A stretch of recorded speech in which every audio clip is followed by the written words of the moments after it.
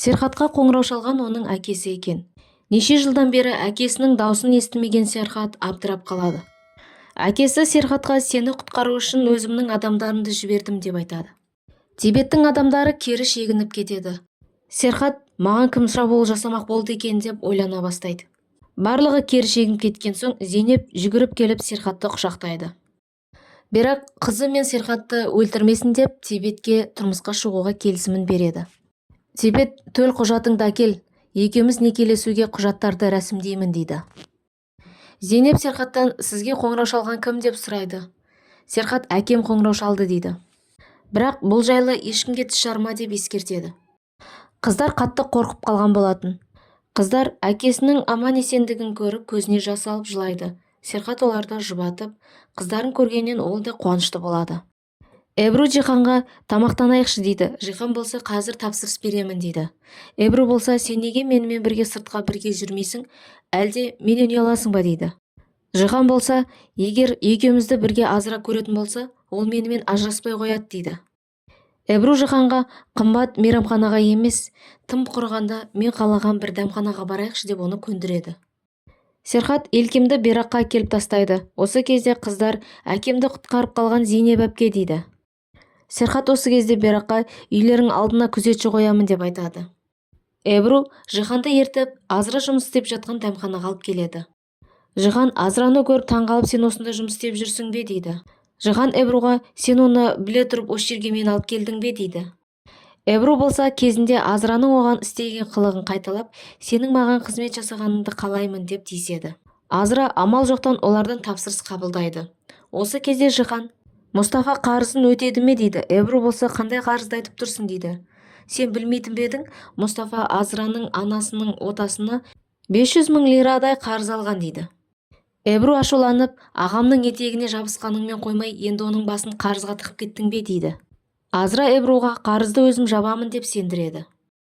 Жихан кетер кезде Азраға ақша тастап кетеді. Жихан мен Эбру кетіп бара жатқан кезде Жиханға Серхат қоңырау шалып, үйге кел, маңызды әңгіме бар деп шақыртып алады. Эбру әтеге Азраның көзінше Жиханды сүйіп алады. Севим Зейнепке ертең менің қайырымдылық қорымның кезекті отырысы болады. Қордың мүшесі ретінде сенің де ол жерде болғаныңды қалаймын дейді. Зейнеп бұл ұсыныстан бас тартып барғысы келмейді. Севим болса тәжір әулетінің келіні ретінде осы жиналыста сенің болғаныңды қалаймын дейді. Серхат Жиһанға маған бүгін шабуыл жасалды.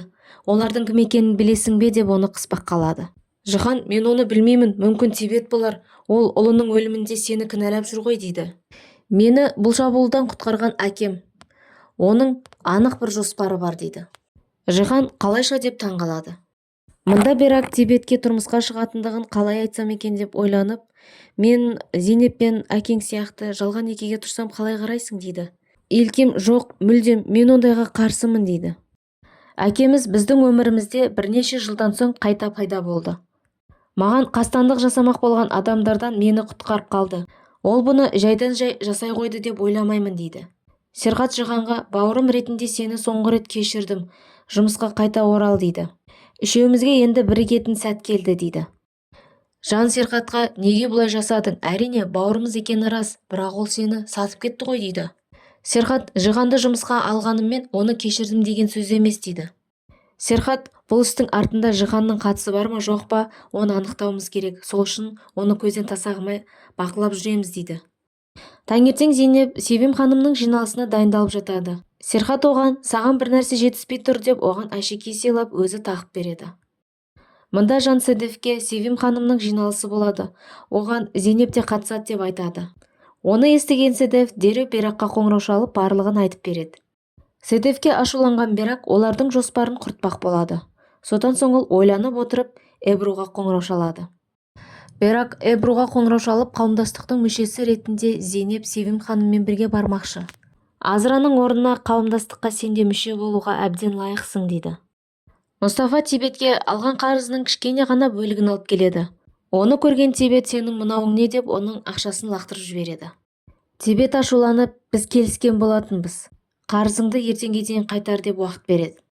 Тибет оның ақшасын тауып бере алмай, ертесі күні Тибеттің қоңырауларына жауап бермей қашып жүреді. Тибет Мұстафаға өзінің адамдарын жіберіп, Оның менде қарызы бар екен, жақсылап есіне салыңдар дейді.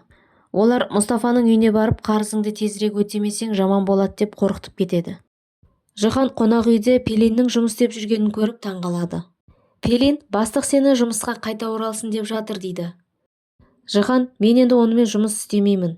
Оған жеткізіп бар, маған бауырларым артық дейді.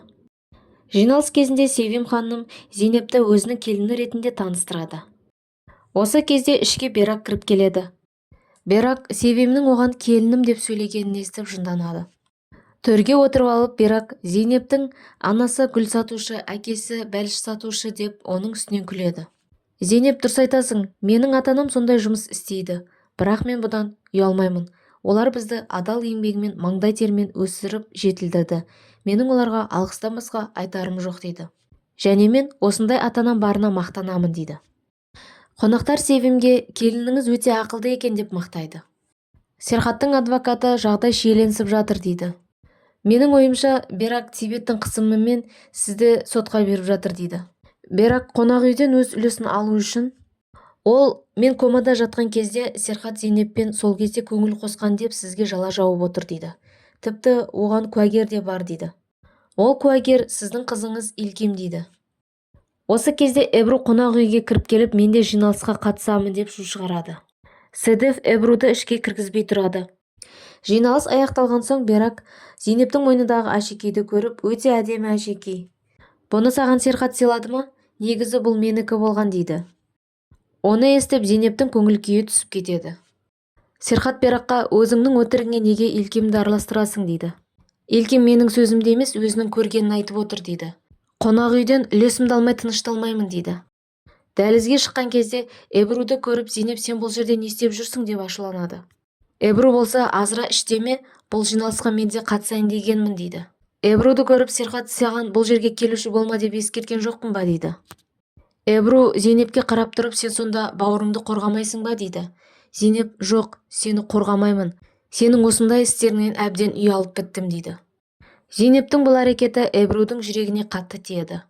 Оған Зейнеп өзгеріп кеткендей түйіледі. Берак Эбруді көріп, жүрме, сені апарып тастаймын дейді. Берак, сенің көңіл күйіңді түсірген мен емес, Зейнеп емес пе дейді. Қане отыр дедім ғой, апарып тастаймын деп отырғызып алады. Серхат Илкимге барып, неге бұлай жасадың деп сұрайды. Илким анасы солай айтқандығын айтып береді. Берак Эбруға сот үстінде Серхат пен Зейнеп мен комада жатқан кезде көңіл қосқан деп айта аласың ба деп ұсыныс тастайды. Эбру, не деп тұрсың? Мен өз бауырымды ешқашан сатпаймын деп оны қуып жібереді. Сен қорқап тұрған бауырың Зейнеп сенің аяғыңды шалған кезде менің есігімді қағып әлі келесің дейді. Эбру Берактың бұл ұсынысын Зейнепке қоңырау шалып айтып береді. Зейнеп, сен не деп жауап бердің дейді. Әрине бас тарттым дейді. Мен сен ойлағандай дұшпан емеспін деп тұтқаны қоя қояды. Мұнда Пелин Жан мен Жиханның әңгімелерін аңдып естіп тұрады. Үйге келген соң Серхат Зейнепке Берактың істеген әрекетін айтады. Зейнеп, иә, мен оны білемін. Айтпақшы, ол Эбруға осы істе куәгер ретінде ұсыныс тастапты дейді. Серхат, Эбру не депті дейді. Әрине Эбру бас тартады. Менің бауырым сіздің бауырыңыз сияқты сатқын емес дейді. Зейнеп әшекейді көрсетіп, мына әшекейді Беракқа деп алған екенсіз, оны маған қалайша тақтыңыз? Берак қызғансын деп мені пайдаландыңыз ба деп ашуланып кетіп қалады. Мұнда Пелин Жиханға жұмысыңа қайта орал деп айтып жатады. Жихан бас тартады. Пелин оған телефонын беріп, мына видеоны көр дейді. Жихан ол видеоны көріп түрі сұрланып кетеді. Жихан үйіне келген соң неке жүзігін шешіп қалтасына салып қояды. Эбру Жиханға саған тосын сый ретінде өз қолдарымен тағам жасап, дастархан жайдым, кел көресің бе дейді. Жихан оны көріп, мынау не, қандай тамақ, біз бұндай жемейміз. Ал мына тұрған нандарың не деп оның жасаған тағамдарын ұнатпайды. Эбру Жиханның бұл әрекетіне ашуланып қалады. Осы кезде Жиханның қалтасынан неке жүзігі құлап түседі. Эбру оны көріп, Жихан маған тосын сый жасамақшы екен ғой деп қуанады. Бір кезде жүзіктің ішінен Азыра деген жазуды оқып, мына жүзігің не, Азыра деп жазылып тұр, бұны қалай түсінеміз деп ашуланады. Жихан, әкел бер, ол менікі дейді. Эбру енді оның саған қажеті жоқ деп оны лақтырмақ болады.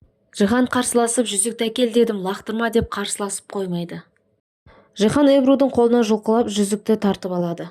Бұдан былай менің ісіме араласушы болма, сенің осындай қырсық ауылдық мінезің әбден шаршатты дейді. Эбру, 2 күннің ішінде сонда менен жалығып кеттің бе дейді. менің баратын жерім жоқ деп ойлама, ата-анамның үйіне кетемін дейді. Эбру амалсыздан киімдерін жинай бастайды. Мында Серхат Зейнепке сен Берактың сөзіне сеніп қалдың ба дейді. Бұл Берактың кезекті ойлап тапқан құйтырқы әрекеті дейді. Тибет Беракқа қоңырау шалып, екеуміздің құжаттарымыз дайын. Бүгін некемізді қиямыз. Дайындал сүйіктім дейді. Берак оны естіп, маған сүйіктім деп айтушы болма дейді. Мұстафа Тибеттің алдына келеді. Ақшаны әкелдің бе дейді. Жоқ дейді. Әрине әкелмейсің. Жем-шидек сатып, ондай ақша таба алмайсың дейді. Қаласаң мен саған жұмыс берейін. Ақшасы өте жақсы. Содан өзіңнің қарызыңды өтейсің дейді. Ол не жұмыс деп сұрайды. Тибет болса, ол жағын сосын айтармын. Бүгін менің көңіл күйім жақсы. Сол үшін саған ашуланып тұрған жоқпын дейді. Мында Серхат Седевке маған айтқандарыңды, сотта Берактың маған опасыздық жасап, көшеден бала таптырып, оны тастап кеткендігі жайлы айтып бере аласың ба дейді. Седев әрине сен үшін барлығын айтамын деп келіседі. Эбру заттарын жинап үйіне келеді. Рефика есікті ашып тұрады да, саған бұл үйде орын жоқ, не үшін келдің дейді. Эбру болса, мені кешіріңдерші. Қандай жаза берсең де, тіпті бөлмеңнен шықпайсың десе де көнемін, мені үйге кіргізші дейді. Рефика ашуланып, саған менің үйімде орын жоқ деп кет деп қуып жібереді. Рефика артынан Эбруды үйге кіргізбегені үшін өкініп, оның артынан жүгіріп барады. Бірақ ол кезде Эбру таксиге отырып кетіп қалған болатын. Тибет пен Берак некелесіп болған соң үйіне келеді. Тибет Кадерді енді асырап алуымыз керек деп айтады. Ал Берак болса оған қарсы болады. Оның үстіне Кадердің әкесі сен емес қой дейді. Осы кезде Илкем олардың әңгімесін естіп қояды да, сен олар емеспін. Сен сонда мына кісімен некелестің бе деп ашуланып үйден шығып кетеді. Тибет Илкем мен Кадердің әкесі емес екендігімді айтып қоюы мүмкін деп Илкемнің артынан жүгіріп барып оны қуалай бастайды. Илкем Серхатқа қоңырау шалып, анам Тибет мырзамен некелерін қиыпты деп айтады. Мені үйге алып кетші деп өтінеді. Серхат қазір барамын дейді. Тибет Илкемнің артынан көлікпен қуалай бастайды. Осы кезде ол Илкемді қағып кетеді. Тибет не істеп қойдым деп абдырап ол жерден қашып кетеді. Адамдардың барлығы Илкемнің айналасында үймелеп тұрады. Серхат жүгіріп барып, оның Илкем екендігін көріп, жедел жәрдем шақырыңдар деп айғайлайды. Илкем көзін ашып, әке, бүкіл жерім ауырып жатыр дейді. Серхат шыда қызым деп жылайды. Осы кезде Илкем есінен танып қалады. Серхат, қызым мені тастама деп айғайлап жылайды. Ал сіздер қалай ойлайсыздар? Илкем өледі ме? Өз жауабыңызды комментарийға жазып қалдырыңыз. Келесі бөлімді көргіңіз келсе, Киноәлем арнасына тіркеліп, қоңыраушаны басып қойыңыз.